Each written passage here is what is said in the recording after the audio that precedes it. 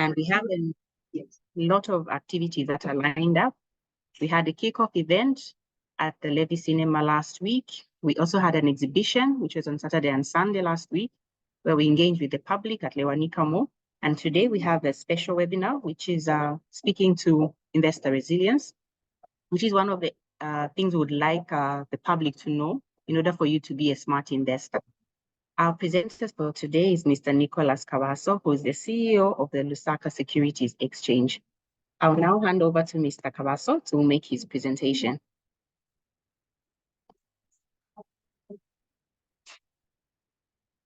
Good morning, Stadi, and thank you very much for hosting me today. I think the presentation, as you have highlighted, is pretty much going to speak to the aspects of investor resilience. And I think to just help us to be able to appreciate that, I've got a screen that I'm going to be beaming. And I think just give me a second to be able to just reflect it back to you. Just confirm if you're able to see my screen. Not yet. I'm sure we'll see it shortly. And just to let our audience know that we're also live on Facebook, so you can join us there and interact with us.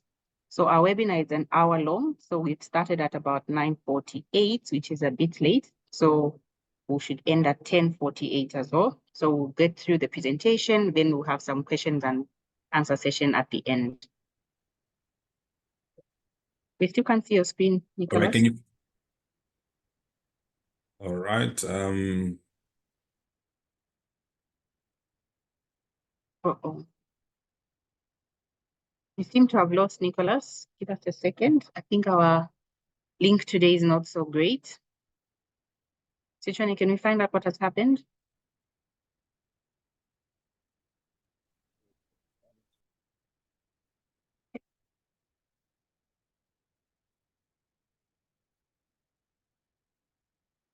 Okay, Nicholas, we lost you a bit there. You're muted. Can you unmute your mic? Okay. Yes. Let me just share the screen, see whether you're going to confirm seeing it now. Okay. You just confirm if at all you can see the screen. All right. Yes, we can. Can go ahead. All right. Thanks very much, and apologies for having logged in slightly later than the stated time. So in terms of the presentation, we just want to speak around just investor resilience. And obviously, being World Investor Week, we want to get to appreciate what exactly, should be the profile of the investor that we're targeting and what possibly could be the investor for tomorrow. And to get started, I just wanted us to reflect on some few points that just gives us, some thought process around why are we discussing what we're discussing today.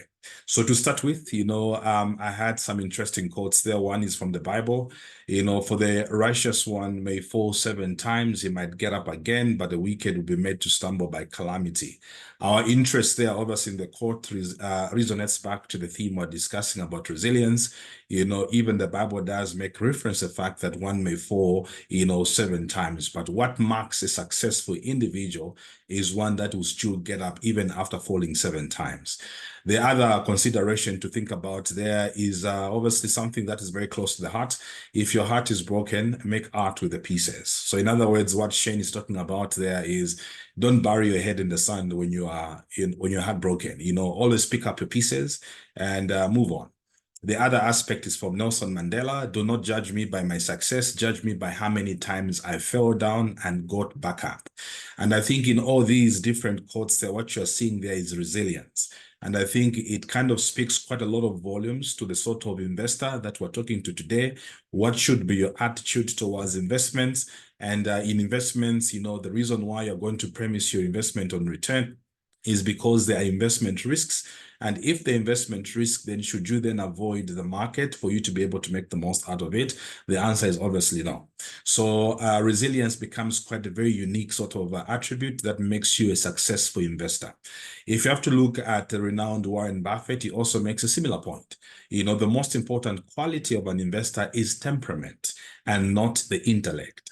So we have seen individuals that have not had, any sort of growth in the market. But what helps them to keep on the course is for them to have the right temperament. And it's these temperaments that give them the right attributes that help them to participate actively in the market. And it also gives them the right audience in terms of what exactly they're going to be doing with whatever sort of capital that they want to use within the market. So it becomes quite very helpful for us to reflect on some of these particular points. Now, moving on, I thought I could also highlight this particular slide for obvious reasons. Just seeing the Energizer brand, most of us can relate to the fact that, that particular Energizer brand had a very useful tagline, never say die. And again, it speaks to aspect of resilience. For us to be able to make the most of our markets, we must be resilient investors. We must be able to get to see the long haul. And seeing the long haul does not necessarily mean that it's going to be a smooth curve all the way up. The market will have its own swings up and down, but that does not necessarily mean the market is dysfunctional. That's basically how the market works. But even within those sort of swings in the markets, can you as an investor to make the most out of your investment? Yes, you can. And hence the discussion we're having today, be a resilient investor. And part of the discussion we're going to be speaking to today speaks to what sort of attributes can you then cultivate for you to make the most of the market, and what are some of the few things you need to be able to keep in mind for you to be able to make, the most, impactful, return on your investment. So obviously, whatever we're going to be speaking in this particular presentation is not sort of, an allure for you to start getting to invest in a given stock. It's just for information purposes and it's just for your own education. So you may not necessarily use this presentation then for you to be able to say, look, I'm going to buy that particular stock or I'm going to buy that particular bond. Obviously, I'll be emphasizing some elements of instruments, but that does not necessarily mean then that's a buy instruction I'm providing. I'm just trying to educate you as a masses to get to see what can you, assess yourselves through for you to become a more tempered kind of an investor that can make you, weather the seasons in the market and allow you to make the most of your long-term, investments. So moving on, what then is a resilient investor? So to start with, the simple definition of a resilient investor is one whose portfolio is robust. And being robust is one whose portfolio is represented across different asset classes and one that can then be able to withstand the economic shocks. Like we mentioned earlier, within the market, it's very traditional for you to be able to get to see swings in the market. But those swings, that's where people make money and others lose money. So for you to be a resilient investor, you must be alive to the fact that any given market has got its own cycles, and you must be able to get to see, how do I read these cycles? How do I, swing around these waves? Because the waves are going to be there in the market. If the market is as good as quiet, then we can as well presume the market is dead. But when it has got those ups and downs, then we know the market is active, it's breathing, and that's the reason why then you need to be able to start now inculcating the value of resilience, because it helps you to ride the wave. Whenever the wave moves up and goes down, you can then have the rightful sort of skills for you to be able to go up or to go down without necessarily you being thrown off, your particular place of investment. So why be a resilient investor? Sometimes, resilience will kind of call for, a crisis management sort of a situation, and hence the need for you to be able to get to understand yourself very well.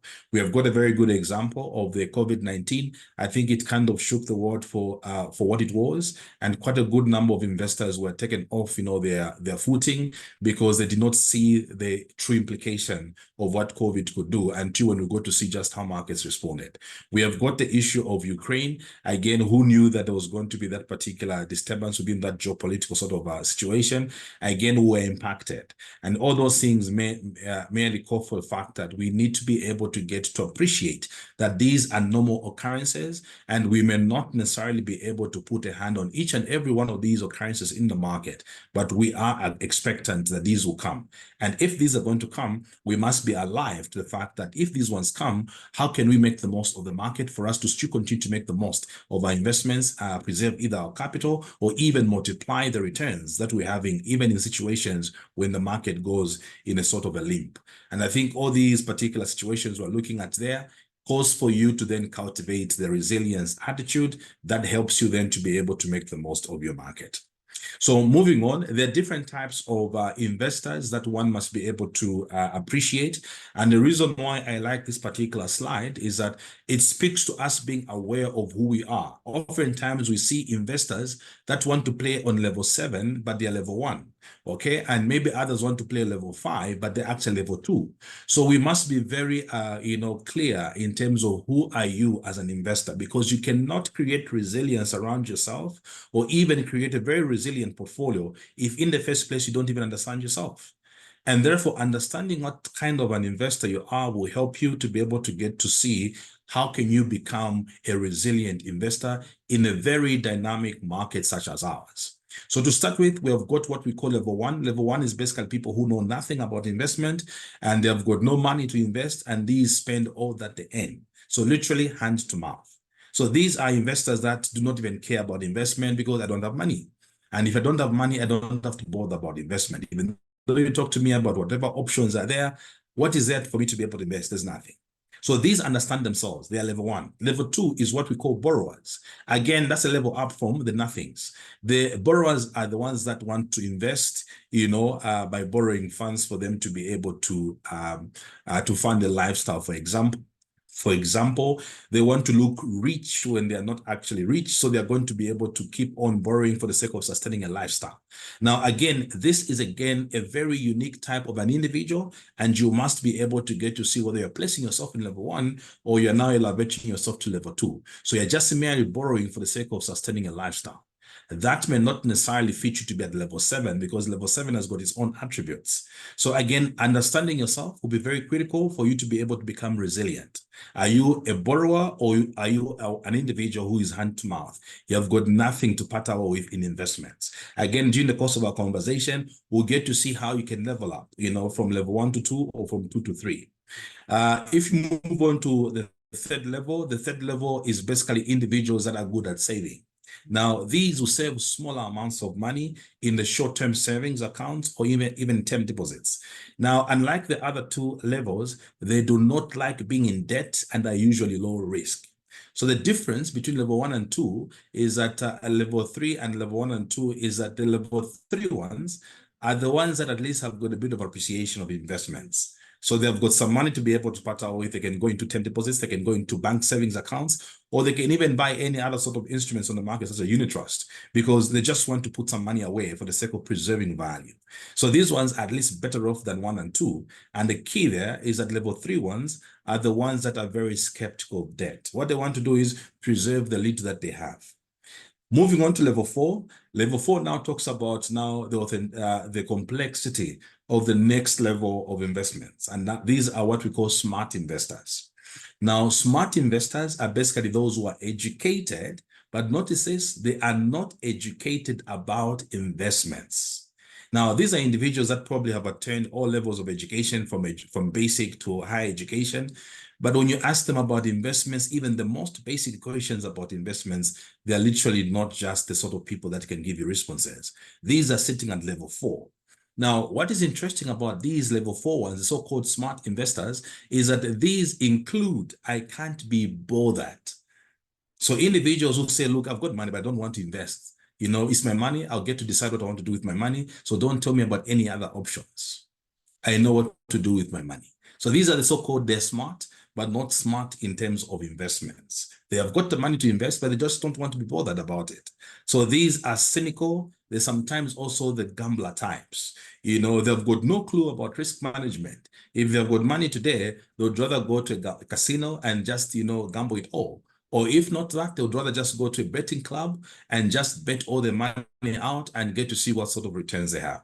So they're smart. At least they want something out of their money, but they do not have any sort of clue around risk management. And as a result of that, again, there might be a risk to themselves. So they're sitting at level 4, but at least they're better off than the savers. They're better off than level 2 and 1. We're moving on up to the next level, which is level 5. Level 5 are long-term investors. Now, these usually have a plan. They are working on conservative and they are well balanced in their financial habits. Now, what is interesting here about level 5 compared to level 3 is that they will still entertain debt, but they want to keep debt in its rightful place. They will therefore minimize the habit of getting excessive debt. So they'll still balance the aspect of borrowing and they'll balance that to the aspect of investments. Their point being, I'm going to make my long-term objective even as I take out debt. But even as I'm taking out debt, debt must not be my sole point why I'm investing long-term. I must be able to create a balance between my liabilities as well as my assets. And at any given point in time, my net position between liabilities and assets must be net positive, in which case I must be able to create more value from the debt that I'm creating. I must have more assets than the liability. Even though I'm entertaining debt on my personal balance sheet, I must be able to look back and say, look, I'm net positive because I've got more assets than my liabilities. So these are sitting at long-term investors, and these are more subtle. They become more sophisticated in their level of view of business, and they are willing to be able to consider whatever options are available on the market. So compared to level 4, these ones now are more savvy. They want to make the most out of their money, regardless of whether it's debt or any other means of instruments they have to get to invest. They want to make the most out of it. And their view, long-term. The level 6 now are becoming more sophisticated. Now, at level 6, these are individuals now who have a solid financial knowledge. And the financial knowledge will help them to navigate the markets. They're able to get to appreciate what instruments are available in the market for them to entertain, what sort of returns are they looking at, how long can they invest their own money, and what sort of returns are they looking at, and how diversified should their portfolio be. So these particular sophisticated individuals can stand on their own sometimes even without having financial advice because they are already financially educated. Moving on to the last level is now what we call the most sophisticated. Now, these are individuals that can do anything. So when you're at level 7, we call you the cream de la cream, because essentially at level 7, you do not need so much help. You literally can, make most out of whatever you want to do. And now this particular level is what we call the capitalist. And I think for the most part, people do not like level 7 because it says that people are selfish, and things like that. But that's basically because they become more sophisticated. They know the value of each coin that they have. And you cannot necessarily be able to, play around their money. And they know how to make the most out of their investment. So these are even far ahead of the sophisticated, and they are called the capitalists. So very few people are actually able to come to level 7 for obvious reason. That level 7 requires a lot of experience, it requires a lot of resilience. You must have fallen maybe even the 6 steps backwards before you could even land yourself at level 7. And I think these are large businesses, have got time to be able to invest, and they can even employ many other individuals to be able to think through their whole philosophy of investments. So why these steps are very important, ladies and gentlemen, is to allow you to then to be able to see where are you placing yourself. You cannot place yourself at level 7 without having gone through the mule. All right. You can also not place yourself at level 4 without having gone through the steps. Sometimes you can be, have a golden spoon, you can land yourself at level 4. But again, it's very good for you to be mindful that there are stages that can help you to graduate to one level over the other. And the reasons why you're graduating is because you're becoming more complex in your reach of knowledge. So it's important to understand these steps because it defines what we're going to be discussing going forward, because much of it speaks to how can we then become resilient if we understand in which one of the particular cubes are we fitting ourselves. So moving on to the question, why then bother about what we're discussing today? I mean, look, you are better off sitting there and making your own decisions. And here we are doing World Investor Week. We're talking about become a resilient investor. So why bother about all these things? So there are 5, important things you need to be able to consider about yourself. And I think we must be able to underline one point. The first point there, self-awareness, is very important. Hence the point we have just highlighted in terms of the different stages of what makes up a different investor. You cannot graduate from step 1 to step 2 without understanding who you are.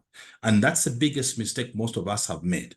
One individual is always unique to the other. So we cannot compare myself to my neighbor. I do not know what my neighbor has done. I also do not know how my neighbor has managed to amass the amount of wealth that he has.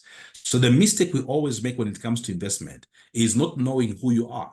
And not knowing who you are is not knowing at what level of those different stages we looked at earlier are you. Because it will help you to get to see, are you risk averse? Are you risk tolerant? Or indeed, can you take more risk? So you must be able to define all those different sort of, permutations around yourself for you to become resilient.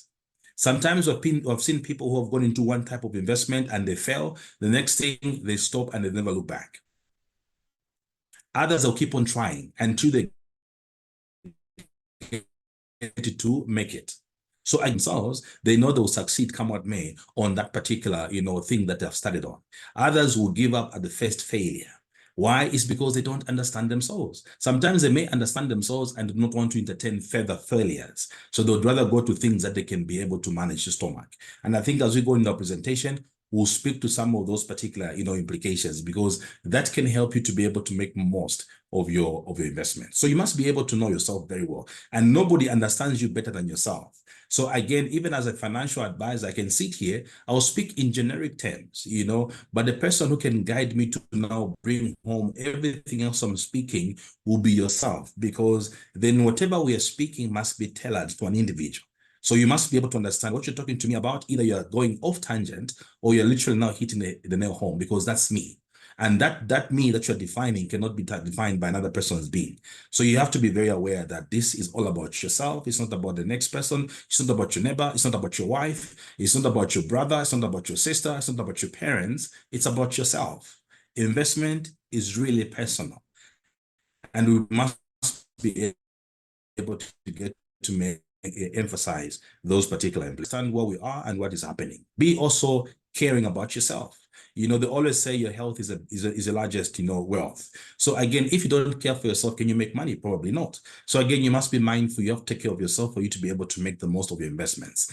Positive relationships, again, cannot be overemphasized. You hang out with the wrong people, you always make the wrong decisions. They always say if you want to fly high, and hang out with the eagles. If you want to fly low, hang out with the chickens. So again, be mindful of the fact that positive relationships matter. Who are your friends? What kind of friends are you going to entertain within your circles that can help you to get the next level? Hang out the wrong ones, you always make the wrong decision. So again, be mindful of the positive relationship effect that it will have on you. Again, lastly, purpose. You cannot embark on a goal without knowing where you're going.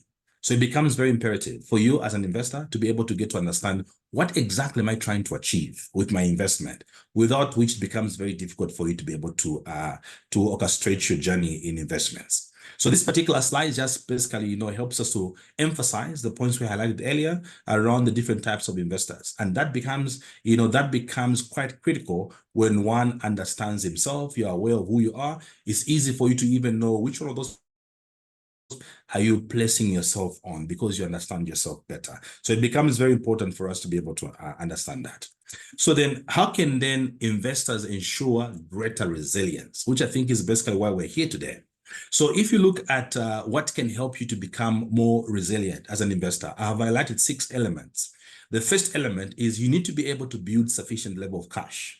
And again, we cannot run away from the fact that cash is king. You cannot be able to do more investments without having the liquid investment instrument that can get you to buying those particular options. Secondly, you must be able to have a very diversified portfolio. Again, as we get into our presentation, we emphasize on the reasons why. Number 3 there, you have to take a long-term view. Remember, if you're playing within the investment space, for you to be able to make the most out of your investment, you always have to take a long-term view. And that will help you to be able to see whether you need the resilience or you don't need the resilience. For you to look further than today, you must have, the iota within you to be able to stomach the blood that will be able to have its own ups and downs. And that's where the resilience component comes in. The long-term view is not going to be foreseeable easily, but at least you can make permutations that can help you to manage some of the risks that can be foreseen over the long-term view. And that's the reason why we're talking about resilience. Number 4, don't expose yourself too much than what you can afford to lose. So again, it's about understanding your complexity. As an investor, how much money do you have? If you're a retired individual, you have just gotten your retirement package now, your level of risk tolerance will be very low compared to a youth who's coming straight from university and has got the same amount of money that you have. The one who is low in terms of age has got all the opportunities to be able to correct his mistakes. But if you are elderly and you've just gotten retired, your risk levels must be very low, because now you do not have the luxury to be able to correct any mistakes that you have. In other words, whereas the younger one is looking at the long-term view, your perspective of investment might be medium, it might be short to medium. and not medium to long term. Why? Because you don't have the luxury of time to live over the long term period. Hence, for you, you kind of shorten your perspective of your investment. You come more short to medium, whereas a young person will have a medium to long term, because they've got all the time. They can correct the mistakes. They can work for the market to correct itself. They can make the most out of the swings in the market. So be mindful of the fact that do not expose yourself to more than what you can lose in terms of your investments. And then obviously always do research. You cannot overemphasize that. For you to be a smart and resilient investor, you have to be researchful. Then lastly, you need to be able to have the determination for you to be able to watch what you're doing. And watching what you're doing basically means you need to understand what it is that you're getting yourself into, and hence the need for you to be able to watch out for investment frauds. We'll discuss in detail in our presentation. So let's get to the first point. The first point is build sufficient cash buffers. So now, why are we talking about cash buffers? Obviously, when we talk about cash buffers, we're talking about, can you create an emergency fund? You cannot be resilient to be able to stomach any fall if you don't have any emergency funds. And the whole reason why we're talking about a buffer is have a softer landing when things really do not work out the way you want them to work out. And that emergency fund is what is really going to cushion the impact of your fall. So hence we're saying have sufficient cash buffers. It's not everything that goes in investment. Some of it must actually be sitting somewhere as idle liquid cash. Now, according to the rule, obviously, is that this particular liquid cash, which can mean savings, must be savings that can last you 3 to 6 months of your current living expenses. Now, if you go on and look at a macro level like Zambia has got a similar sort of buffer that they always want to create. If you look at our normal national plans, like the budget, there's always a mention of creating reserves. Now, the reserves are being spoken of because in the event of a crisis, Zambia will fall back on its reserves. And for how long do we want to sustain ourselves on the reserves? We always have the ambition to keep ourselves cushioned for the next 3 months. Now, that 3 months is enough time for us to be able to get to see whether we can correct what has gone wrong within our own macroeconomic space. So the point about maintaining reserves is about creating a buffer. In the event of a financial crisis in Zambia, we must have enough reserves for us to be able to fall back on. So in a similar vein, if you're going to be a resilient investor, you cannot be able to rise when you fall, when you don't even have a cushion on falling. Because if you fall yourself hard on the ground and there's no buffer, either you drag the whole process of you standing up, or effectively it can mean then that you may kind of become so slow when it comes to standing up. You can be resilient, but it will be very slow compared to someone who had a buffer. So for you to be able to create a resilience around your investment portfolio, you always must ensure that you have got some savings. And these savings must be able to last you 3 to 6 months if you can afford. If you can't afford, keep on building that buffer until you get to a level of comfort. In the worst case scenario, I'll have enough reserves that I can help myself with for the next 3 to 6 months. That allows you then to be more resilient. That's step number 1. Then going to number 2, for you to become resilient, you need to diversify your portfolio. Obviously, most of us are aware of the statement, you can't put all your eggs in one basket. Again, it speaks back to fundamentals. The fundamentals being diversify your portfolio. The whole point around diversification is risk management. Now, for you to become a resilient investor, in the event that one of your portfolios is not performing well, you must have a fallback where you're able to get cushion in terms of returns. Now, diversifying your portfolio basically means you look at a different area of assets that you can then be able to invest in. You have heard people talking about, I'm going to invest in term deposit, I'm going to invest in unit trust, I'm going to invest in equity, I'm going to invest in government bonds. All those are different options that they want to entertain within their basket, primarily because some of these are moving in opposite direction. A very typical case by the books is that if the government bond yields are moving up, the equities move down. And the contrary will happen. If at all equities are moving up, you see a reciprocal downfall on the government yields. Now, if you are an investor who wants to be able to retain resilience, you must be able to understand how these cycles move. If I invest myself on an equal weighted portfolio in government bonds and equities, in the event that government bonds are now coming down in terms of yields, I'll have a cushion in terms of good returns coming out of equities. And the opposite to be true, when equities are coming down, I must have a proper cushion for me to see government yields coming up. And that way, I will not necessarily be seeing myself to be moving so adversely against my targets. I'll always have a bit of a balance in between when these risks are moving in either direction. So it becomes very imperative for you as an investor, for you to build that resilience. You then look at how then can I create a very diversified portfolio. Spread your money among different investments to reduce your overall investment risk. Now, we must be able to emphasize here, ladies and gentlemen, that going back to the slide we looked at, why bother? You need to be able to understand yourself. And this is where we see the biggest mistakes for many of us as investors. So as long as my neighbor is investing in government bonds, we all rush invest in government bonds. If the tide now is to invest in equities, we all rush to invest in equities. The point you must be able to ask yourself is, do I understand what I'm doing? Am I really aware of who I am? What is my risk levels? What is my risk expectation? And how can I make the most out of my behaviors? We have seen people invested in government bonds, but they are rich, cannot even accommodate investing in government bonds. And also, for you to be able to build enough muscle for you to be able to get to see returns, you also must be aware of how much you need to be able to push in for you to be able to get to see some commensurate return. So again, those are becoming quite very unique cases. All of us must be mindful of. Are we aware of who we are as individuals? And can we provide, answers around why we are investing in what?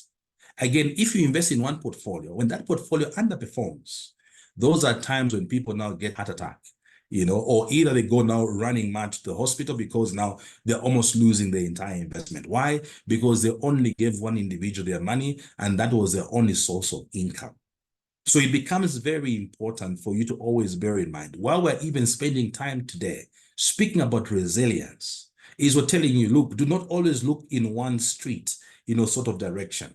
There are very many options available in the market that can allow you to be able to invest wide. And if you look at even the performances of other sort of instruments on the market, you'll be able to get to appreciate some of them are even outweighing the performance of the most driven demand kind of instrument. And this information is being given to you for obvious reasons. We want you to be able to get to see diversification as a strategy that you must be able to implement for you to become a resilient investor. Moving on to step number 3, we must be able to take a long-term view of our investments. You cannot create resilience if your window is short, because the very first fall you're going to have, you give up. And giving up is a last point of call for a resilient investor. So for you to be able to keep on stomaching these ups and downs, you must be able to get to see the long-term whole of what you're doing. And that's why we're saying, take a long-term view of your investment. Long-term financial resilience may rise if an investor holds alternative asset types. Like we said earlier, take traditional instruments like stocks, take traditional instruments like government bonds, and many other sort of options, unit trust, exchange traded funds, real estates, hedge funds, and many other sort of investment, depending on your level of capital investments or capital outlay that you have. But for you to be able to take that long-term view, again, it gets back to who are you? What kind of an investor are you? How much money do you have at your disposal? And why are you trying to go the long-term view? Like the example we gave earlier, if you're retired, you don't have the luxury of long-term. If you're retired, you're going to work within the short to medium sort of window. But if you're young, you've got so many years ahead of you, you can take the long-term view because you have a lot of years around yourself to be able to correct when the market cycles are moving, and you're just able to, keep on correcting and learning from your mistakes. But if you are at the point of retirement, unfortunately, you do not have that luxury of long-term. So again, we must be very mindful that there's always a silver lining in whatever position we find ourselves in. Even when we find ourselves that we're in a financial crisis, there are people who are making billions out of that financial crisis. Even when the market is very stable, almost like not giving us any sort of window of breathing, again, there are other people who are making money out of that. So always look out for that silver lining. It does not necessarily mean that when the markets are in red, it basically means we're not making money. Others are making money. So you must be very well calculated. As an investor, for you to get to know, is it time for me now to stand up quite very hard, or is it time for me to just wait? So getting to realize that taking a long-term view will help you to get to see the silver lining in any given cycle. Like we said earlier, ride the wave. And riding the wave basically means get to know, is it time for me to jump on my, on this wave, or I'll wait for this wave to come down, then I can move the slower wave going up. So again, all those dynamics cannot be prescribed in one breath. It depends on who you are as an investor and what sort of profile you are in terms of risk tolerance. And all those things will profile you very well to be able to help you to get to see, are you going to take a long-term view, or are you going to take a short to medium term? Taking on to the next point illustrates the whole point why we're talking about long-term view and why a resilient investor will see the long-term game than the short one. Now, if you look at what we're presenting on the screen there, we are helping you to see how the markets have performed. And what we're showing you there is the last 6 years performance of the Lusaka Securities Exchange All Share Index as an example. If you notice from where we're coming from in January 2018 to where we are in 2024, if you are not a very resilient investor, you would not have seen the silver lining. And notice, coming from 2018, the market did favorably okay, very flat, as you can see. In 2019, slightly tipped up a bit, and then it went into negative. And notice this, 2019, it was negative, kept on coming down. And notice where the tipping point was. In 2021, the market tipped upwards, correcting all the cycles that were before that. And notice where we are now in terms of the wave. The wave is actually moving up. Now, like I said earlier, if you are an investor who lacks proper temperament, you possibly could have come out of the market at the moment the market tipped downwards. Whereas one who took a long-term view of the market saw the silver lining and therefore said, I'm going to wait for this market to correct. So if someone came in 2018 and took a long-term view, saw the silver lining in the market, then they knew what exactly they were doing. And hence today, they're sitting on an abnormal profit on their position that was earned in 2018.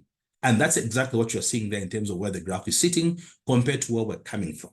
So again, for you to become, investment worthy and make the most out of your capital outlay, long-term is a way to go if you've got the luxury of time. If you don't have the luxury of time, look at it from the short to medium term. But again, you need to be very clear which instruments you're going to be able to entertain within your investment horizon period. That becomes quite very effective for you to become more resilient. So what you're showing you there is basically why we want to take a long-term view. Now, what we'll put there for you is just a very an interesting quote that sticks very close to me. Obviously, sitting at the exchange, it also helps me to resonate with my clients. Now, notice what Warren Buffett says. If you're not willing to own a stock for 10 years, do not even think about owning it for 10 minutes. Going back to the first quote we started with, investments, being resilient is about temperament. It's not about intellect. If you've got the right temperament, it will help you to season yourself across the periods, even when these cycles in the markets are coming in and out. You'll see the silver lining because you've got the right temperament. You will not make short-sighted decisions because of emotions. Hence, a good investor is always one who has got temperaments. And we've seen that in the market. And for the many that have made money out of the markets, they've just had the right temperaments. So the other example, that we must be able to emphasize on, now that we're talking about long-term, we cannot talk about long-term without emphasizing the point of ESG.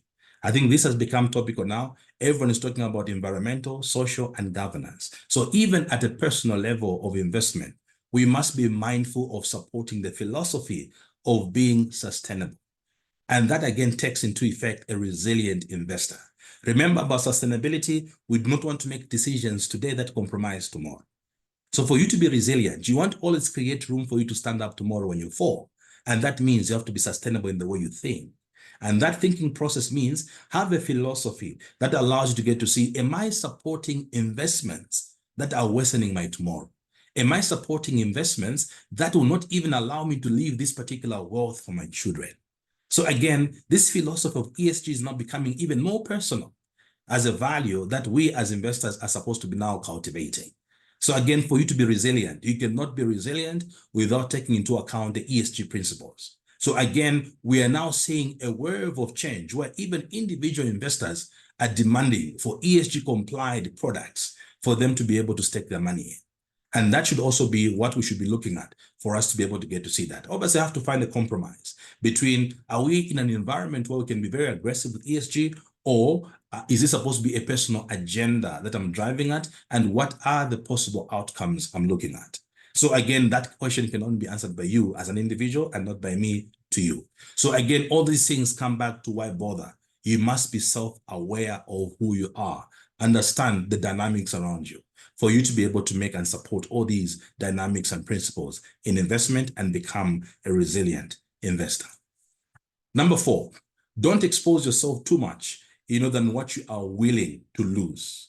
Now, all investments carry a level of risk. And for you to be able to take a position on any one of these given products, you must be able to weigh in on yourself. Do you have enough money that you're willing to stake in? And if you lose it, that is something that you can be able to stomach. Like I said earlier, the example I gave with the retired individual. If you are retired, you have worked 30 years of your time. This is not the time to gamble, because when you gamble, you will not have the time or luxury for you to correct your mistake. So again, don't expose yourself to risk, which risk you'll not be able to entertain. So understanding yourself becomes very important, even as we're looking at how much money can I stake in and how much am I willing to lose. For you to make money, you potentially have to be able to lose some. And that basically is also what helps us get to appreciate risk and return. So the very component that risk return is premised on risk should also help you to get to appreciate that even as I'm taking these positions on my instruments, I'm willing to be able to forego X value of West in terms of my loss. And that cannot be defined by me. It can't be defined by anyone else near you. It can only be defined by yourself. Why bother? Be self-aware. Moving on to number 5, always do research. We cannot downplay the fact that for you to make an informed decision, you have to have the knowledge. And for you to make a decision on that knowledge, you are literally now toiling on very dangerous grounds. And this has been a topical issue. No wonder we need to be able to thank the SEC for being the pioneers of, World Investor Week, the one we're having now. The information that they're cascading to you and me today is basically because they want us to be protected. And being protected basically means is they're giving us the ammunition for us to make good decisions. And being good decision makers in our realm of portfolio management will help us become resilient. Because even when we fall, we'll understand why we are falling, because we anticipated there will be these particular risks that we're entertaining. And hence, when those falls come, it will not take us all the way down. We'll therefore be able to come back up and be able to make the most of our investment. But for us to be able to make good decisions and foresee all these ups and downs, research cannot be understated. So it becomes very important for us to be able to do that. And then lastly, the point that we must be able to emphasize when it comes to research, I think we've seen a lot of people who are probably, Facebook investment advisors, or they could be Instagram investment advisors, or they could just be, freelance investment advisors that don't even have a certificate yet. Now, we have seen a huge tide of individuals that will just go online and proclaim now is the time for us to invest. Why? Because of X and Y. Now, one thing we must be mindful of, if we have to be resilient as individuals, is that in investments, we must be able to realize that no one has ever timed the market to its perfect level. So even the most experienced fund managers in our markets today will tell you for a fact, they have missed a wave once or twice or even many times. So for you to be able to make smart decisions around your investment, the tip is avoid market timing. Market timing has been tried by many and mastered by none.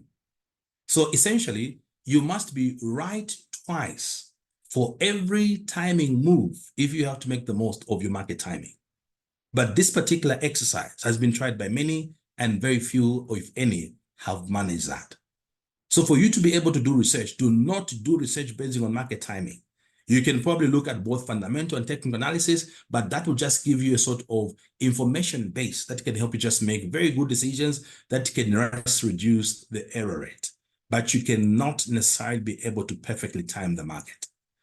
So you must be very clear that to avoid losses and pains in your investment, avoid timing the market.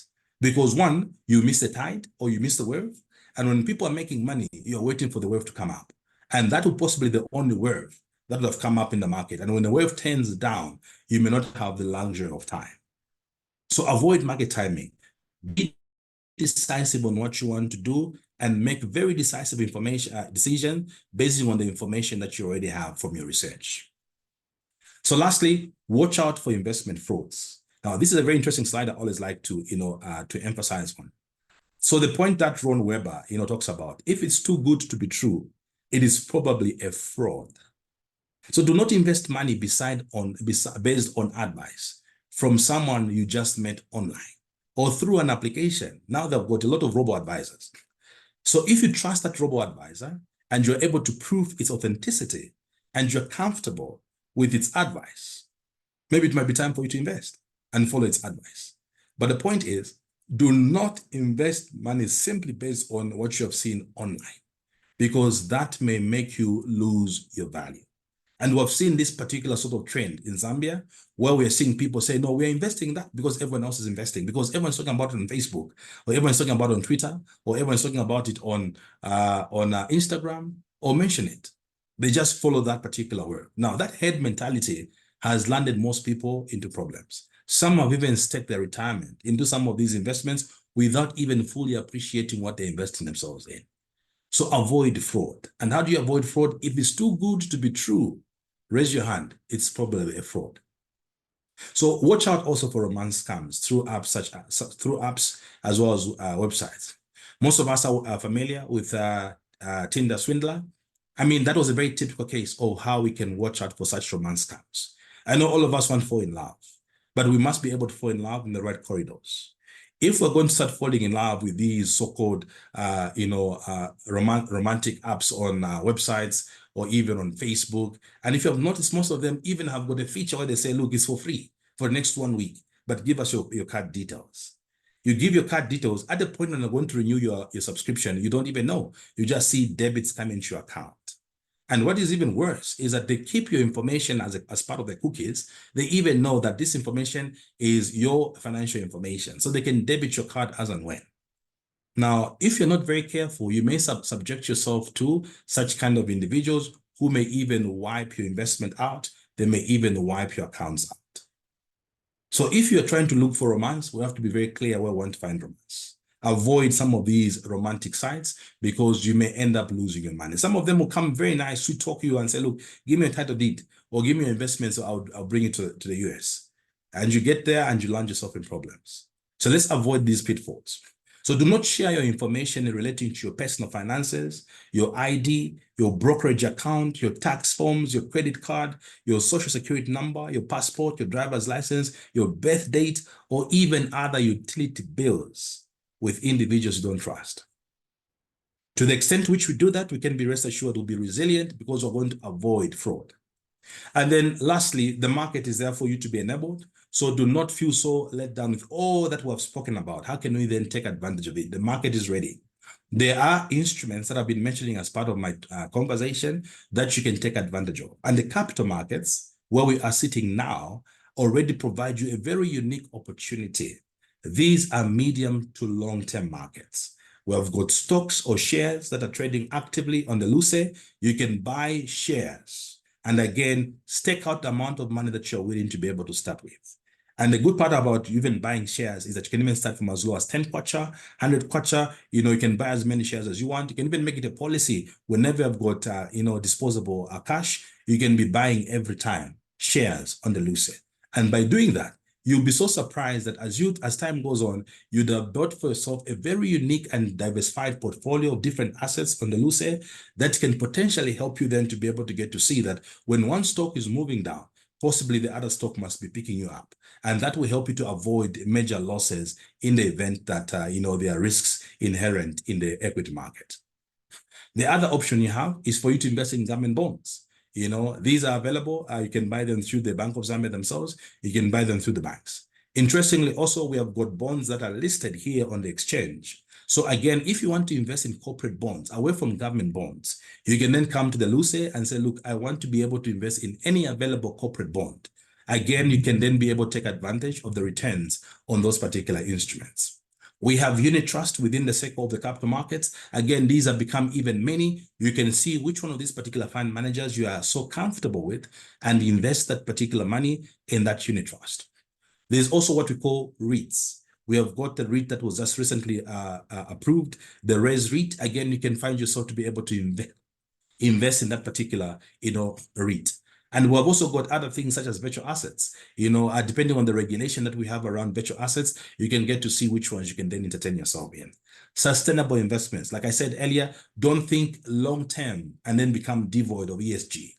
So you cannot be thinking long-term without having a bearing on being compliant on ESG principles. So again, if your values are so deep that you want to look for ESG compliant products, again, you can look for these. We've got the green bonds here listed on the LUCE. You can come back and ask whenever they're trading, when you can buy a stake in the green bonds, such as the CEC green bond. So again, all these are products that you can outlay your capital to, and this can help you to diversify your portfolio. Remember, whenever you're investing, there's a component of risk and you're looking for a return. So make sure the choice of these instruments aligns your risk level, aligns your risk tolerance, also aligns your objectives in terms of what you want to accomplish as an individual. And no one can answer that question but yourself. So I think in terms of the next few slides, I think I've already spoken to most of what these instruments do. Equities, you're buying shares on the exchange, and we're more than happy for us to be able to facilitate for that. As a LUCE, we've got a mobile app that potentially can help you to be able to buy shares. You're more than welcome to be able to get to open up an account on the mobile app and start trading from the comfort of your mobile phone. We've got fixed income, instruments. I've already spoken about government bonds as well as corporate bonds. And the unit trust, the ETFs and REITs, these are all available instruments. And depending on the level of sophistication of you as an investor, if you're playing on level 7, you've got that option of alternative investments. And these are more sophisticated sort of instruments. They are more illiquid, some of them. So you are willing as an investor to be able to see whether you can participate in some of these alternative instruments that are available on the market. So lastly, we must be able to emphasize that you cannot be resilient without having a review of your portfolio. At any given point in time, as an investor, you must be able to look back. How are you performing, in terms of your allocation of capital? And is that also helping you to meet your objectives?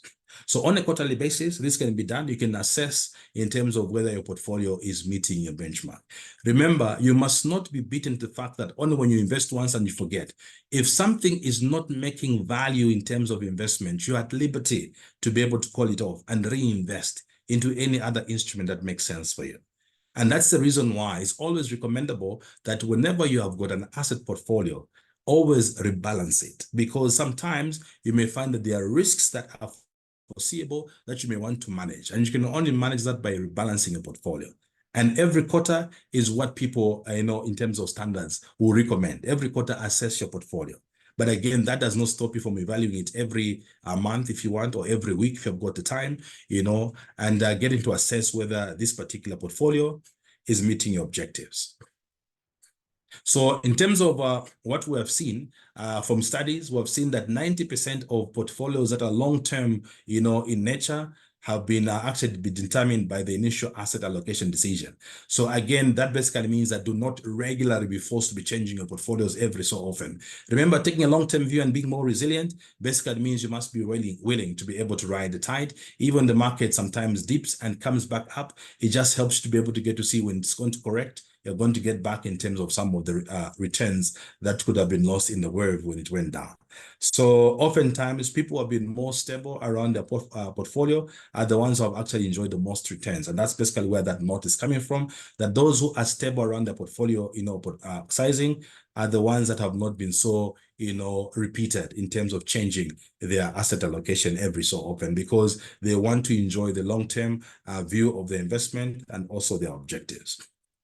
So in summary, we must be able to conclude by stating that a resilient investor is one that is guided by these principles of being self-aware, mindful. You're also self-caring about yourself, because remember, your health is your wealth. Also being mindful of positive relationships. You need to have, the rightful sort of ingredients around you for you to be able to have the requisite appetite to get into the market. And then obviously have a purpose. You cannot invest without knowing where you're going. So having that in mind will help you to drive the resilience in you as an investor and help you to build the rightful buffers in terms of tolerance. So in terms of what can help you to build this, the resilience in you, 6 things we've looked at. Number 1, build up sufficient buffer. We mentioned earlier, reserves are important. Do not stake all your money without having reserves. Secondly, we need to invest in a well-diversified portfolio. Don't put all your eggs in one basket. I've talked too much around taking a long-term view. That will help you to be able to get to assess how resilient you be whenever you've got these cycles in the market. And then obviously the fourth point there, do not expose yourself to losing more money than you can afford to lose. The fifth point, always do research and read the fine prints. That is where most of us are always beaten to the game. You get into an asset allocation or into an investment, you did not read the T's and C's. And then when you want to claim your money, then you're referred to clause number 8, or clause number 9 or 11 in the T's and C's, and you find yourself now on the back foot. And lastly, watch out for investment fraud. Avoid losing money, but also watch out for people that are after making money out of you without having proper regard for that money that you had worked for. So avoid, and watch out for investment frauds. And then lastly, as a giveaway, always test your portfolio if it is aligned with your risk tolerance. Like I said earlier, avoid the head mentality. The head mentality is, as long as my neighbor is building a house, I must build a house. Are you really ready for building a house? So as long as my neighbor is buying government bonds, I must buy government bonds. Are you sure that government bonds is what you need? So always answer these questions about yourself and always test your portfolio to assess whether that is aligned to your risk tolerance. So thank you very much. This marks the end of the presentation. Happy to take any questions that would be there. Thank you so much, Nicholas, for that insightful presentation. It's been very, very enlightening. I've learned a lot, and I'm pretty sure everybody has also learned a lot. We've learned the different types of investors today. We've also looked at ESG investing. We shouldn't compromise tomorrow. And we've learned other tips that you've given us, such as avoid market timing and watch out for investment fraud. We'll now take some questions. Okay, I have some questions in the chat. I'll start there. The LUCE platform is critical. It's a critical component for our financial market. Seeing that half the time the app is always down, and personally, this affects my confidence or as I would say, to be on the topic, resilience as an investor. It's ideal to be able to view the market volatility. So what is being done to rectify this, to get rid of frustration and anxiety and lack of real-time information? Nicholas, that's from an anonymous attendee who's speaking to the app. What is being done to rectify the issues that are there? All right, I can answer that one quickly. So first and foremost, I agree with him. Timing the LUCE is very central to our financial markets. It's the biggest capital market player, and therefore the integrity around what we build around our platform is quite critical if we have to support, investors, especially being resilient. And I think the point that has been highlighted cannot, be downplayed. You cannot be resilient if you can't have information. And we spoke earlier about research. How do you do research when you don't have the information? So first things, first I must be able to apologize on behalf of the exchange. We have had a very problematic, app that we are still working on to be able to stabilize. And I think for the most part, you are right in terms of some of the downtime that we have witnessed. But I think also we must be alive to the fact that, with the way the app has been configured, obviously it's not very active during when market is closed. So the app is more open, when the market is open from about 8 to about, say, 16, and then we switch it off. But obviously our long-term objective is to keep the app open 24/7 to allow investors then to be able to transact, anytime. What are we doing to be able to stabilize that? I think we have, started on the back end, aggressively engaging all the areas where we failed the market in terms of keeping it up for the most part. So whenever we are seeing some of these repeat sort of failures, we are actively working on resolving them. And I think I've noticed that that has been the biggest pain we've had with our retail clients, and I must be able to take the blame personally. Be rest assured, however, that I'm personally, together with the rest of the team, we are doing all that we can, to be able to get it up and running. We have also got a lot of pressure both from our regulator as well as from the board. And we are looking now at the next 1 month to be able to get this up and running, without any teething issues. So that just gives you the source of the sense of agency that we have attached to this particular, obligation. And we are looking forward to be able to get to see everyone to be able to transact on that particular app. As we speak right now, it still works, with its limited sort of features. And we are hoping we can get a fully fledged app that is more stable. And I think within the next 1 month is our best shot again. We want to get to see whether we can try to moderate some of the issues that we have seen that the clients themselves have been feeding back to us. And once that can be done, I think that will get us to that good place.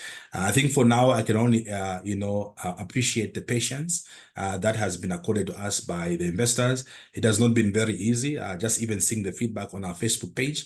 Be rest assured, we read each and every one of those particular, feedback, and internal and within the team here, we have set up a task, team that is looking at those complaints and also making sure that we resolve all the complaints around the mobile app. So be rest assured, we are trying all that we can to be able to stabilize, and we're working with our vendor to ensure that that is resolved. At least now we've got the next 1 month that we have committed, even to our board. So we are hoping we can be able to get it to be stable by the end of the month of November. Okay. Thank you so much, Nicholas, for that response and for the reassurance that the app is being worked on. We have quite a number of questions, so I'll ask that you attend to them as quickly as possible, or give a bit short responses so that we can go through all of them. The next question says, give some comments why some investors perform better than others in the same market, with both having a diversified portfolio. So I think I'll answer that one since you've been you're telling me to answer it in very brief. I think I'll go back to the slide which talks about why bother. There's a first point there, self-awareness. So you remember, it's not one size that fits all. So others are self-aware of what they're looking for, and maybe they're also good at reading the knowledge around the information that they have that helps them to make good decisions. So be self-aware. It will help you to be able to beat the curve. Okay. Okay, so the next question says, my question, when you're investing for the first time, is it advisable to use the Luce app for a first-time investor?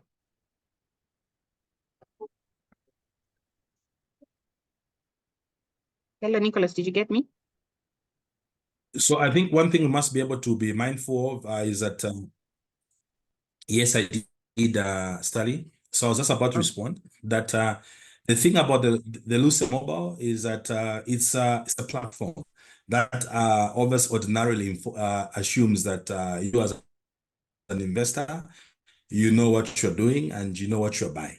So it will be prudent if you're coming in as a first-time investor, you speak to a broker or to your financial advisor to help you to get to navigate, what options you can pick on the app and why you're picking those particular, stocks. So I think for first-time, participants, I would recommend that you have a chat with a financial advisor or your broker to just get to have a sense of what's happening on the market and how you can maximize value out of those particular placements that you're making. Okay. And maybe just to add, does the app work from when you're outside Zambia? That's from another person. Yes. It does. So okay, the app works everywhere. It's an online-based app. So wherever you are, it should be able to work for you. Okay, great. So is there any readily available and timely information that is market reports to inform and guide potential investors, particularly retail investors? So what we're doing now, Stali. Yes. So what we're doing now, if you go to our website, www.luce.co.zm, you'll find a lot of content around what can potentially help you to get started with. And we have got regular disclosures there. We are now working on what we're calling the key fact sheet for the Lusaka Securities Exchange All-Share Index. Again, that will give you additional information in terms of what is the composition of the index and how you can use it if you want to use it as a benchmark. And then we are also soon going to be launching what we're calling the Luce Academy. And as part of the Luce Academy, we'll be doing trainings, and we're also going to be doing podcasts that are going to help you as a retail investor to be able to get to learn more. Some of the questions that are asked on online, they're very basic, that we can be able to package in some sort of training. So we have come to that realization that we're going to launch that. So we are hoping we can launch before the end of the year. We're launching the first training that will be facilitated online, and you get a certificate around what we're doing around the exchange, and things that are like frequently asked questions, will then package them in form of podcast. So a lot of content will be coming through on our website as well as on our YouTube channel. So our clients can feel free to be able to follow us quite very aggressively on all these platforms for you to get more dosage of information. But also the exchange is free. I mean, it's open, and we exercise an open door policy. Whenever you want to come and have a chat with any of the team members, have a chat. But also the brokers are going to be on hand whenever you want to have any detailed, investment knowledge that you want about, what you can invest on the exchange. Okay, great. So thank you so much, Nicholas, for the responses. I think we've covered all the questions that we had in the chat. Unless I'm mistaken. Oh, here's the last one. Okay. How is the SEC adapting to policies and frameworks to facilitate SME access to the stock exchange, thereby supporting their capital raising efforts and long-term growth potential? Okay, so this question is now coming to the SEC.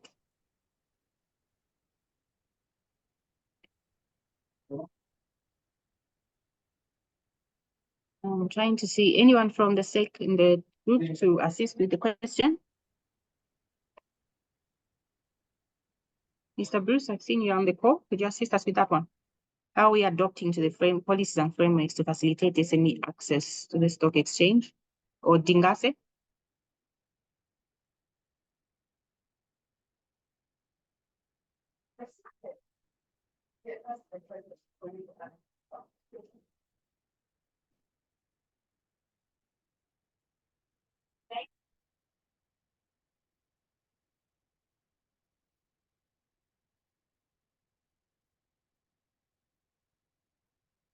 Okay, as we wait for Dingase or Bruce to just give us a response to that, I just want to thank everybody that has joined us for today's webinar.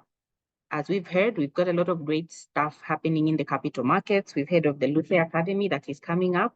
We also have what is called the Capital Markets Ambassador Program, which the SEC is about to launch this November as well, all in efforts to just bring attention to the capital market and also just to make the capital market a bit more accessible to everybody out there. And during this week, that is the World Investor Week, we're also launching the essay writing competition, as well as conducting the finale for our debate, national debates, capital markets debate that's been going on. So we've had a series of debates that have happened nationwide. All the provinces that took part in the debate will now convene in Samfya, which is next week. On the 8th, the grand finale will run from the 6th to the 8th of November. That will take place in Samfya, and then we're going to see the teams battle it out and see who wins the national capital markets debate. All this was all efforts of engaging the public and the youth, which is one of the target audiences that we have for the World Investor Week campaign. Okay, let me come back to that question. Dingase or Bruce, are you ready for us to give a response? Sorry, what's the question again? Okay, so how is the SEC adapting its policies and frameworks to facilitate SME access to the stock exchange, thereby supporting their capital raising efforts and long-term growth potential? So now have you ask again? I didn't realize I'm using somebody else's volume and they tuned it down. Could you just repeat it? Yes. How is the SEC adapting its policies and frameworks to facilitate SME access to the stock exchange, thereby supporting their capital raising efforts and long-term growth potential? Okay, I'll give it an attempt. But some of the things that the SEC is doing is to be supportive of market growth and market development, and this includes ensuring that the market operators have an environment, a conducive environment in which they can actually develop products that can answer to the different sectors in the market. One of the earlier efforts that the SEC participated in very actively was the developing of the alternative market. And that market was really going to answer to, or is supposed to answer to, SME raising of funds on the LUCE. Yeah. It's an alternative tier, and it has requirements that are not as stringent as that which are found on the main board. It's just unfortunate that to date, there hasn't been any uptake of this or taking advantage of this opportunity that was actually put in place by the government, a call from the government and funded awareness by the government itself, and the SEC actively working with the LUCE to ensure that they develop regulations that were adequate for such a market to operate.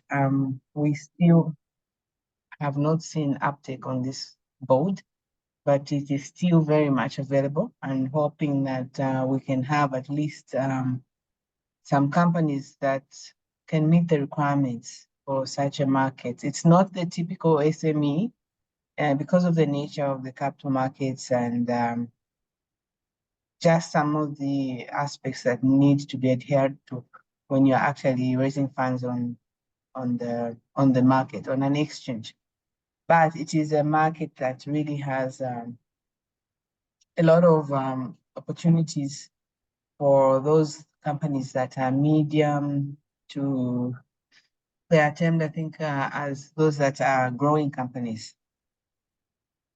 Yeah, so having looked at the time that has taken for this market to take off, we are obviously sitting back and thinking maybe it is not very appropriate, or it has to be relooked, or there has to be maybe other alternative financing products that the capital markets can actually develop and help thrive in terms of capital raising, or help our markets thrive for capital raising aspects. The SEC is actively open to whatever is there to help such an environment to thrive. And there is other products, actually. We do have venture capital regulations, which the SMEs are most suited for, or which we have seen that SMEs would easily actually acquire. And this is happening in the market. But should there be any other forms that the market think would be best suited, the Commission is open to suggestions. That's why we do market development. We will look at what is pertaining in terms of what is being demanded, and then look at what regulations will be best developed in order to facilitate that kind of product. I think that for now, that can suffice. Yeah. And I hope it's helpful. Okay, thank you so much, Dingase. Nicholas, would you like to add to that? Any last words as we conclude our webinar today? Yeah, thanks very much, Sally. I think nothing much from my end in terms of supporting the SMEs. We are actually actively working on similar programs, and also working with other funders.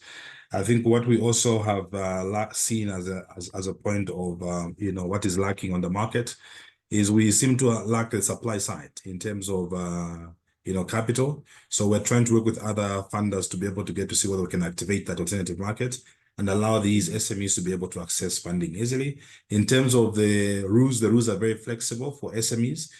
Minimum turnover is 250,000 kwacha to 20 million. So anyone with that bracket can come and raise money on the exchange. We are more than happy. There are no fees to be paid.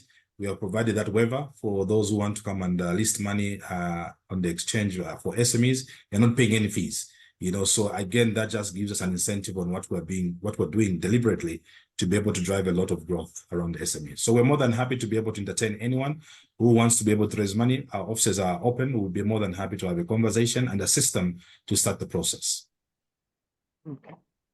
Okay, thank you so much. Thank you to our presenter, and thank you again to our audience for joining us for this very enlightening webinar that we've had on the World Investor Week. We've had Mr. Nicholas Cavasso speak to us about investor resilience.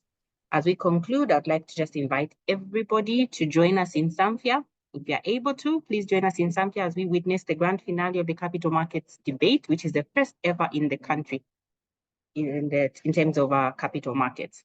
So please join us there in Zambia next week from the 6th to the 8th of November. If you're not able to join us, please note that we'll be live on Facebook and you can follow the proceedings there. Again, as said in the presentation, if it sounds too good to be true, it probably is. So please be aware of fraud and scams. My name is Tali Molamugala. Have a pleasant day.